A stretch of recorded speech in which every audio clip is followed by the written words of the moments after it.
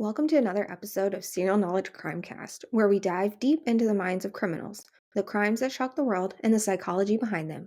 On today's episode, we're going to be exploring the phenomenon of the attraction to those who commit heinous crimes. From real-life criminal groupies to famous cases of killer obsessions, we'll explore the psychology, cases, and cultural impact of this unusual attraction. Before we dive in, let's get personal for a minute. Why do you think some people are drawn to the dark and dangerous? I think that people are drawn to criminals because of the fact that the fixer in women. I think that we might inherently want to see the good in people, and I think that that can definitely contribute to that. Have you ever found yourself fascinated by a notorious criminal story? I think that there's been a few stories that I have been just fascinated with. I think those would include the stories of like Jeffrey Dahmer, recently the Menendez brothers. I think the story of Wade Wilson I've been pretty fascinated with. I don't think it's necessarily to the extent that where I would reach out and try to like send letters or send money for commissary or things like that. But there's definitely some interesting ones. What about you? I would say lately or maybe really always, has been the Menendez brothers. Specifically Eric, I feel like, though. That and there was one years ago. Like, I think I was in like high school or something. And there was one that went very, very viral that I would have to look into and find the name of it. Is it the hot criminal that turned to the model? I think so, yeah. He had the blue eyes and then he Yes. like loved his Yes. wife forever and like, dated that rich lady? Yes. His name is Jeremy Meeks. That's right. Yes. I think we were talking about that. Yeah, his mugshot went viral as the hot criminal, and then he Yeah. just took that, got out, and, like, completely turned his life around, it seems like. Yeah. I think those are the 2 that really fascinated me. Yeah, I think that's a good choice. I think Do I can you understand. do you think this fascination is a natural curiosity, or does it reflect to something deeper, like an attraction to power? So, I actually was really curious about this, and considering this question, it reminds me of a video come up that explained the psychology of this. And once I figured it out, it made sense. So there's this thing, it's called hybristophilia. And by definition, that's a psychological condition where individuals experience sexual attraction or romantic interest to someone who's committed crimes, like violent or dangerous acts. It's been referred to as the Bonnie and Clyde syndrome. They have an attraction based off of perceived power or rebelliousness or danger, and it basically stems from our roots of being hunters and gatherers. We look for people who will provide us protection, but our brains haven't developed to the point where it can decipher the fact that this person might protect us, but that person is also dangerous, i.e., being a serial killer. So, how do you think the attraction to danger or power plays a role in this? I think that it can potentially lead to things like underlying factors for like thrill seeking or the desires to like save or change someone. The whole like, I can fix him. I usually joke about that, but some people obviously take that very seriously. I also think there's an attraction to the power dynamics. I think that, again, we want to feel that protection. We want to feel there's that dominating factor to that where sometimes we like to have that person that comes in and takes charge. I think a lot of that ties in hand. So do you think that with the hybristophilia, do you think it's more common than we realize, or do you think that just the extreme cases get the spotlight? A little bit of both, really. So, I think it's a little bit of both. We hear a lot about these big cases because of the attraction of these people. With the extreme cases, those are getting the spotlight, obviously, because of the attraction that these people have. But I feel like, there are going to be like little cases where maybe we haven't heard of, but it's going to be the same concept. Yeah, for instance, like, the websites like writeaprisoner.com, I feel like you can just kind of go on there and basically like shop for whoever you want and you can see what their charges are. And I think that people maybe started off being something innocent. I definitely think there's some people that started off with the intention of the attraction, but I do think that there's a lot of people that started off with innocent intentions and become attached. Yeah, definitely. And, I want to go into the famous examples of these cases of hybristophilia. like Ted Bundy. If you don't know who Ted Bundy is, he was a serial killer who kidnapped, assaulted, and murdered at least 30 women across multiple states in the 1970s. His fan base was basically women writing love letters and attending his trial. He even received marriage proposals and married one of his admirers, who was Carol Ann Boone, while he was on trial. The fascination with him was his good looks, his intelligence. Even though he committed all these crimes, people were still, they just had that attraction to him. It became an obsession. Right. Well, why do you think that someone could ignore those crimes and still develop that obsession? I think it goes back to what you said about maybe we're trying to fix them. We think that we can fix them. We want to say, "Oh, they did all this horrible stuff, but maybe they're not a bad person just because they're attractive, Which Yeah, doesn't, or like good people can do bad things too. That doesn't define them. but 30 times around, I mean, come on. Let's be honest. Yeah, and then I mean, you have the cases like Richard Ramirez, also known as the Night Stalker. He really gained a cult-like following of admirers. He also married one of his female fans while he was in prison. He was a serial killer, a rapist, and a burglar who terrorized California in the 1980s and was convicted of 13 murders and other numerous violent crimes. And despite all of that, he received fan mail as well, including love letters, and also he married one of his admirers, Doreen, in 1996 while he was on death row. Now, whenever it comes to him, I think that he had a dark, more mysterious persona. Every time you saw him he just had this really foreboding like aura around him. And I think that a lot of people were attracted to that mysteriousness. And that definitely, the way that he was perceived in the media, I definitely think contributed to that fan base that he created while he was in prison. So, with him also marrying one of his fans, do you think that these people fall in love with the person or the infamy? I absolutely think that this could be a little bit of both here. I think maybe initially they reach out because of the infamy, because most of the time these people would never have known who they were unless they were in the media. And then I think that they do develop that relationship and that attraction to them because they get to know them and they know more about who that person is outside of the crimes that they committed. And I think that it causes them to fall in love with that person. Another person that we have who gained the attraction of fans and just, women in general was Charles Manson. Most of his followers were women who became infatuated with his twisted charisma. So Charles Manson was the leader of the Manson family, which was a cult that committed several brutal murders in 1969, including the murder of actress Sharon Tate. He manipulated his followers into believing in his apocalyptic ideologies. Even after he was convicted, he had a very disturbing fan base. Even after being convicted, he had a lot of disturbing fans that were following him. Again, he received marriage proposals and letters from admirers while he was in prison. People, even after he was imprisoned, they were obsessed with him. What is your take on Charles Manson? Yeah, I definitely think here this was a position of power. I think that he held a lot of power over these people because, like you said, he's very manipulative. I think that he got a lot of people to follow him because Charles Manson never technically murdered anyone himself. He got people to murder for him based off of these beliefs that he had. And I think that that is absolutely terrifying to have a person that is able to be so manipulative. In recent years, you've had the story of Wade Wilson talking about being a manipulative person. Yeah, I mean, Wade Wilson has been one that has really come to light a lot more lately with his trial and everything. And, he was on a different podcast, and the person whose podcast he was on got a lot of heat for that by certain people.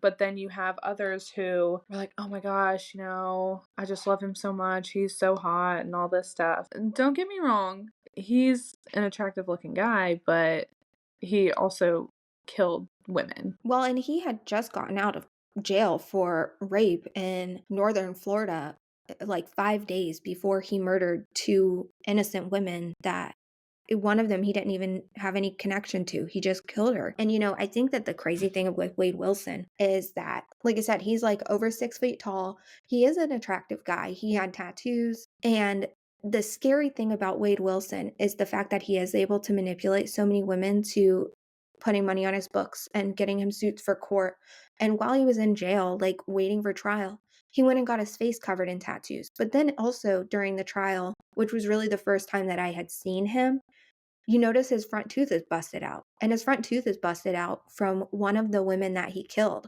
kicking his tooth out of his mouth. So he has that permanent reminder now, but women are still all over him, and there's people all over TikTok that are posting, like, the free Wade Wilson stuff, and I just think that that's kind of it's disturbing behavior because he was found guilty of the crime that he committed. So I know we had been talking about it earlier, and you brought up something that I actually hadn't heard about the whole Wade Wilson case, and that was the call logs of people he was contacting while he was in prison. Yeah, so this one is something that I think is really it can be a lesson in psychology, I think, like manipulation tactics. So a lot of the calls between Wade Wilson and various women came out from prison. And as soon as he picks up, he instantly goes, "Call me daddy whenever you talk to me." So almost as soon as that phone call starts, he's taking control of that power dynamic. And he will compliment women and tell them how beautiful they are and how in love he is with them, even though these some of these women he first off met while he was in prison, and second off didn't even know them, has never really seen them, nothing like that. He's only seen photos. And as he's giving these compliments, he's saying, "Put money on my books." And then he's going back into the compliments. So he's kind of like, you can just see where that manipulation is and where that power that he has is.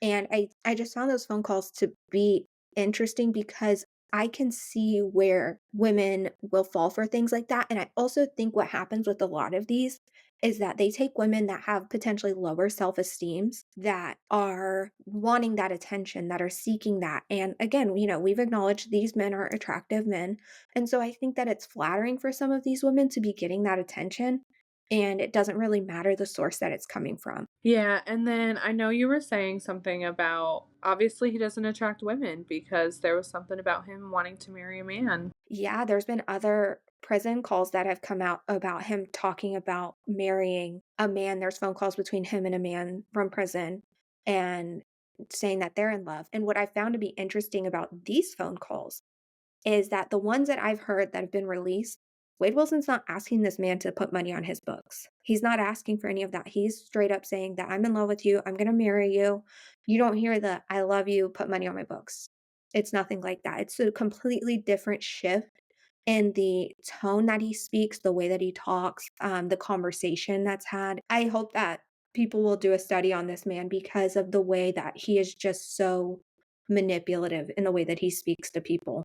I'd like to get into another more recent case. You know, within the last few years, we had the case of Chris Watts, Shanann Watts, and their two kids plus their unborn child. And he seems to have been a little bit of an attraction for some women as well. Chris Watts also had a mistress throughout this entire thing. I find that there are some parallels between the story of Chris Watts and the story of Scott Peterson because people also were obsessive over Scott Peterson despite the fact of what they did and their crimes that they committed against their wives. We talked previously about that.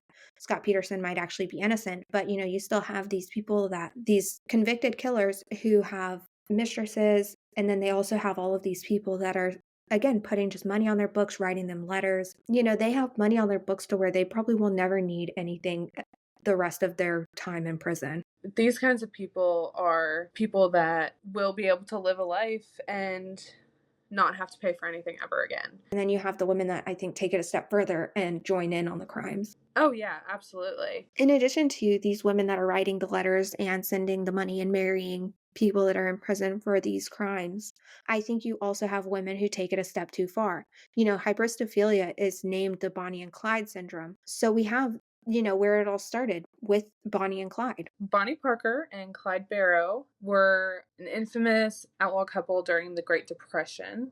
So this was back in like the 1930s. They were well known for their bank robberies and their violent crimes. They were romanticized due to the media sensationalism and the rebellious partnership. They were often portrayed as tragic lovers against the system. So there's been plenty of movies about Bonnie and Clyde. Even though their crimes were so, so, so brutal, they're still being romanticized to this day. Yeah, and I think you hear them referenced a lot in pop culture. There's songs, there's references to them in shows and in movies and in writing.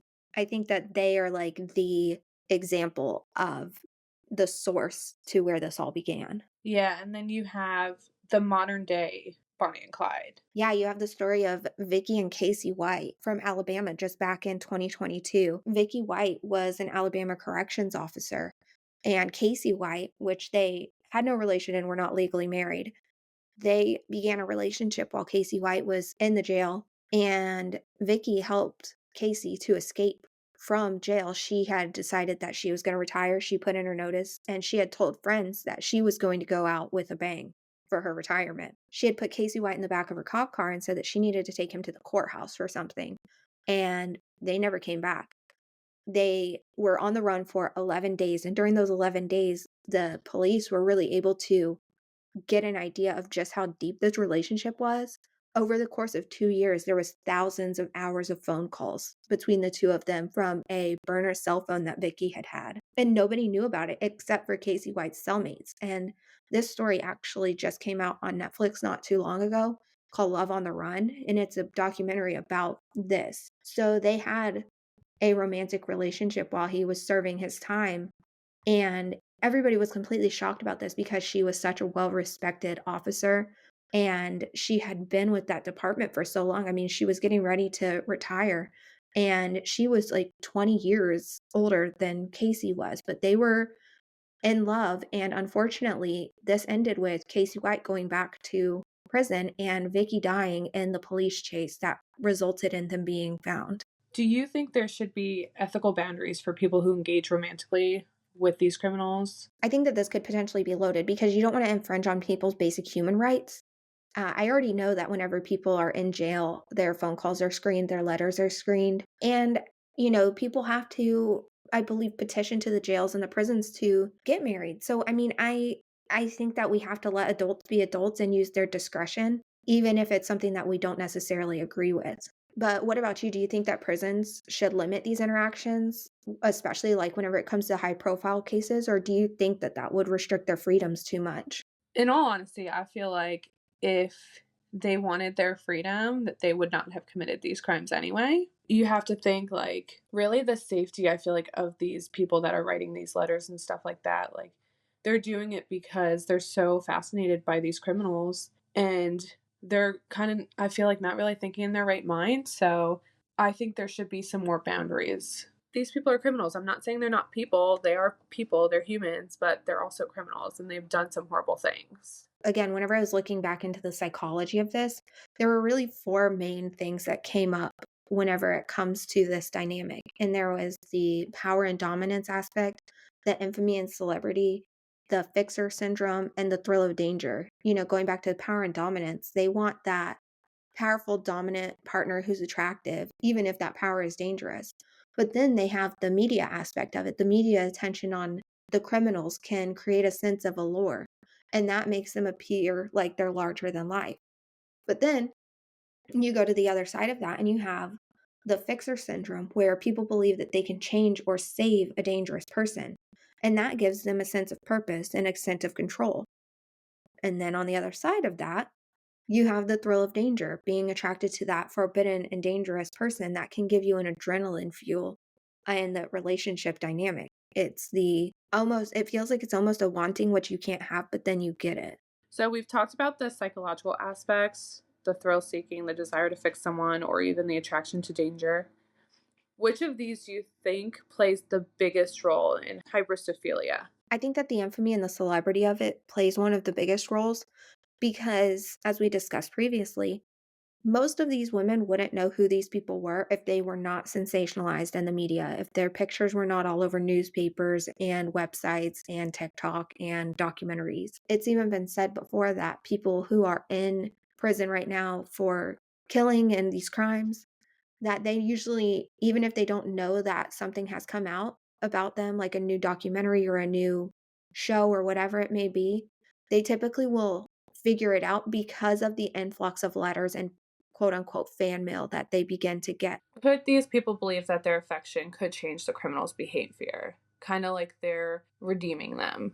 I definitely think that this goes into that fixer portion of it. I think they can change them. I think that their love and that attention and their forgiveness is enough and that this person will want to change their ways. And I think that it can lead to a toxic dynamic whenever it gets into that because you have the role of a really strong person, a really strong dominant person with a person that wants to fix that. I think that that can lead to really dangerous paths. So I think the glorification of these criminals on social media and stuff like that is drawing attention to the followers of these criminals. You know, you have TikTok, you've got Instagram, Twitter, or X now, that they just have this, they still have this fascination with all these people and they are idolizing them, basically. You know, we see all these thirst traps for people.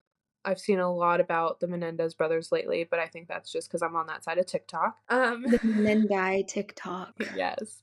How do you feel like social media is affecting the glorification of these criminals? I'm in total agreement. I think that social media has created more of a reach than the previous medias have ever been able to.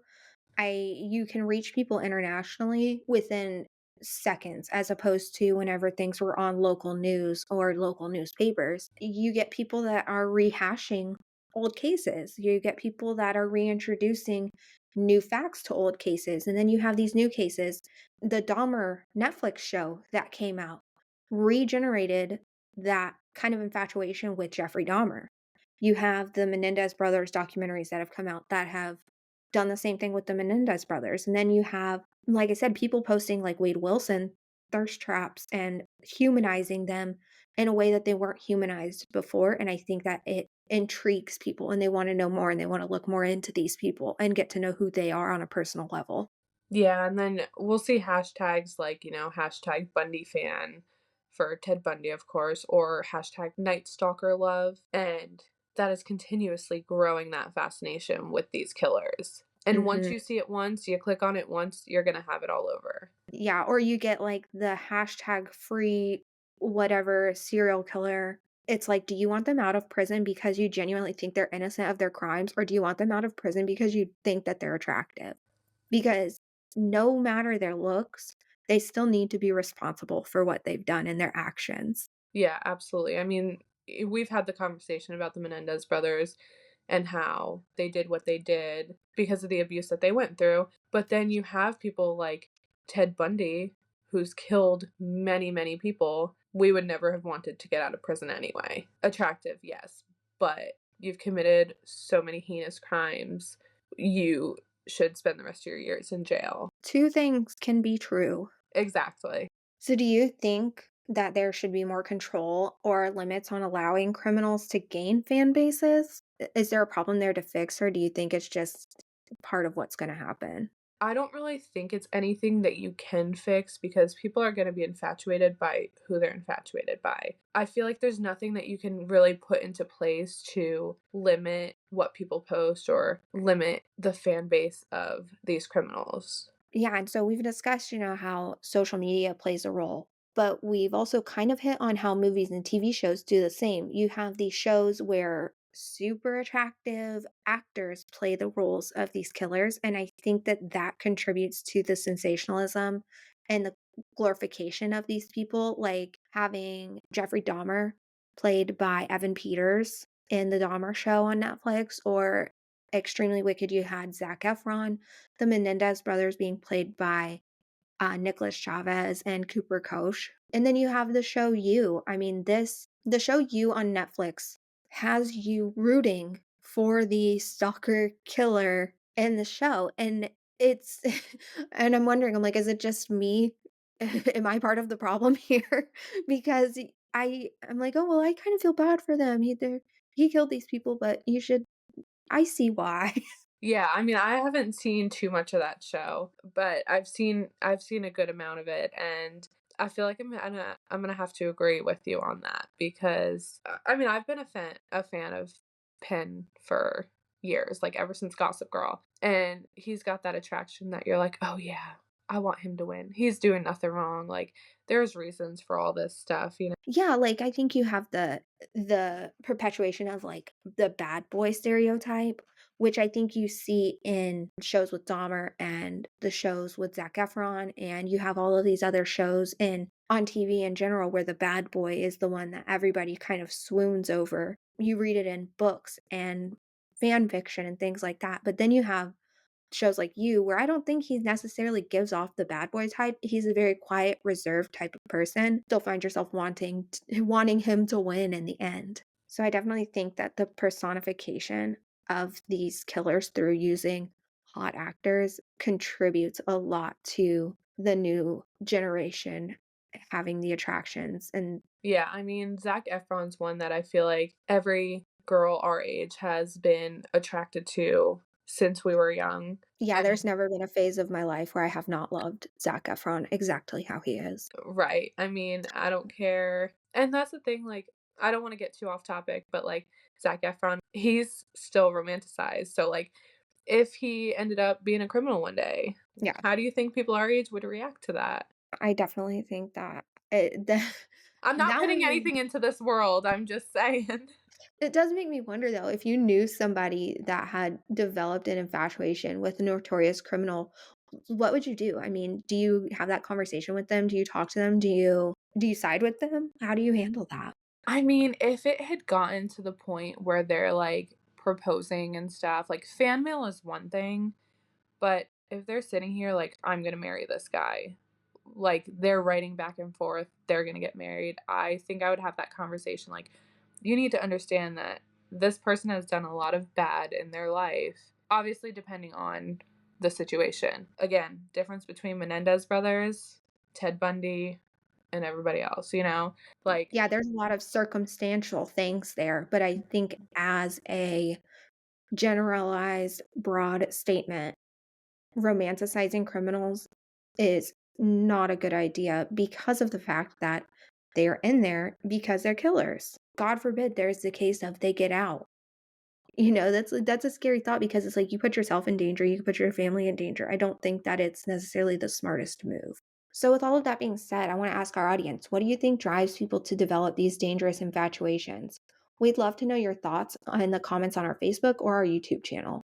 next time on Serial Knowledge Crimecast, two disappearances, two mysteries, one haunting question. What really happened to Kaya Taylor and JonBenet Ramsey? In our upcoming episode, we delve into the tragic and perplexing case of Kaya Taylor, a 28-year-old woman who vanished under mysterious circumstances in 2020, leaving her car abandoned near railroad tracks in rural Florida. With few clues and many questions, we explore the bizarre details surrounding her disappearance and the fight for justice still ongoing. Then we revisit one of the most infamous unsolved cases in American history, the murder of 6-year-old JonBenet Ramsey. Over 2 decades later, her death continues to baffle investigators and stir theories, from a botched investigation to wild conspiracies. How are these cases still unsolved?